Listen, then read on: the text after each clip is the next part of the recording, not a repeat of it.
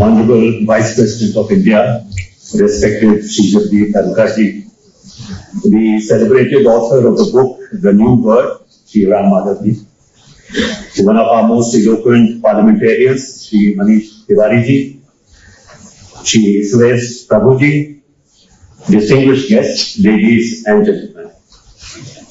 I wish to thank Ram Madhavji for inviting me to participate in the launch of his latest book, The New World, the 21st Century Global Order and India. I am honored by his invitation and congratulate him on the publication of a seminal work on statecraft and international affairs. You will all agree that the book has been published at a most opportune time when the geopolitical flux the author has drawn attention to has brought the world closer than ever to the prospect of a widening war right on our doorstep, renewed economic disruption, and most tragically, greater and more widespread human suffering. I think it is an opportune time because somebody mentioned that maybe there were some astrological factors which were at play in deciding the date of this book. Honestly, it was done, if the prediction was made, certainly it does, reinforce one's belief in astrology. So, Dr. Ram Madhavji, very well chosen at this particular time. We are, as I said, we are in a world which is in flux, which is, heading in a very unpredictable direction. And most of all, as I said, there is great human suffering that we see in our midst. And the horrendous genocide in Gaza, the prospect of an even larger human tragedy in Iran, point to something that Ram Madhavji has drawn attention to.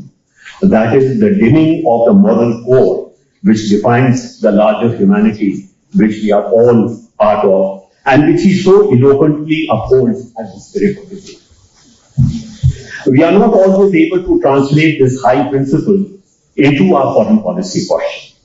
This tension between ethics and reason of state is very real. But nationalism bereft of an internationalism which recognizes our common humanity is, for me at least, too narrow a concept. Its dangers are manifest in the crisis which is unfolding in our Western neighborhood. The New World is truly a most erudite and magisterial work, reflecting a deep historical understanding of how our world has evolved over the centuries. The author combines the acuity of a political thinker and the keen insights of a social scientist to offer what is a uniquely Indian perspective on the powerful forces that are shaping the world, which is in the making in this 21st century. Geopolitical shifts, in particular the emergence of China as the second ranking power in the world, these are changing the balance of power. The accelerating pace of technological change with exacerbated promise of artificial intelligence and quantum computing, and also their pervasive disruptive potential, the existential threats of climate change and ecological degradation of our planet. All these have been analyzed by Ram Madhavji, drawing upon a wealth of scholarship from across the world. This is evident in the substantial notes appended to each chapter. I would commend his chapter, China, the Roaring Dragon. I found his observations a sober and a realistic appraisal of what India confronts as perhaps its most defining challenge in this century. I was also impressed by the chapter Future Shock, the artificial intelligence era. The author displays, I must say, a truly amazing familiarity with a subject many of us find arcane and at times bewildering. Technology has truly emerged as a key metric of power.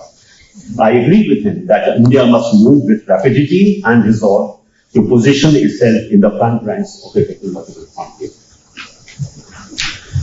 The final chapters of the book are about India's place in this rapidly transforming world. I agree with the author that the post-Second World War liberal internationalist rule-based order is in its death throes. And truly, the assassin is none other than its chief architect, the United States of America. But this will be a lingering eclipse, not a swift collapse of a new order minted and ready to take over. Like Ram Mahadarji, I see the shifting geopolitical landscape also throwing up spaces for a growing major power like India to expand its influence and to contribute also to the shaping of the 21st century order. Western power will decline, but its influence over many aspects of our lives will persist.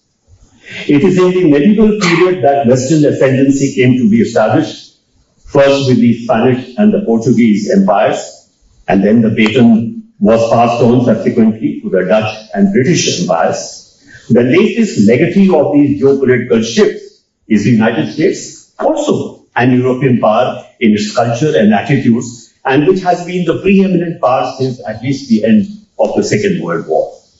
It may be noted that each of the geopolitical shifts in the last 500 years has been within an identifiably Western system, with each building upon the rules of the game set by its predecessors. There are many components of Western ascendancy, and some will prevail longer than others. Ram Mahadarji has drawn attention to the challenge of replacing the US dollar's dominance of the world financial system. There are other areas in which inertial forces will keep Western influence alive, though diminished. This is a factor which Indian foreign policy must be mindful of. The book contains a blueprint for India to grow and occupy the front ranks of leading powers in this century. One cannot disagree with most of the author's well-considered recommendations. He sees many departures from the past in our current foreign policy, which I acknowledge, but I see many more continuities. This should not be surprising, since the drivers of a country's foreign policy and the sense it has of its place in the world are shaped by geography, its history, its culture, and the temperament of its people. The citizens of this country, irrespective of their ideological or political persuasions, need to engage, to converse with each other, to debate with one another on issues that are so important to the future of our nation. I applaud the initiative Ram Mahadarji has taken to enable such engagement at a level that is marked by sobriety, not excess, by intellectual integrity, not prejudice, and above all, by a common commitment to a bright future for a nation we all love and cherish. I thank you for your attention.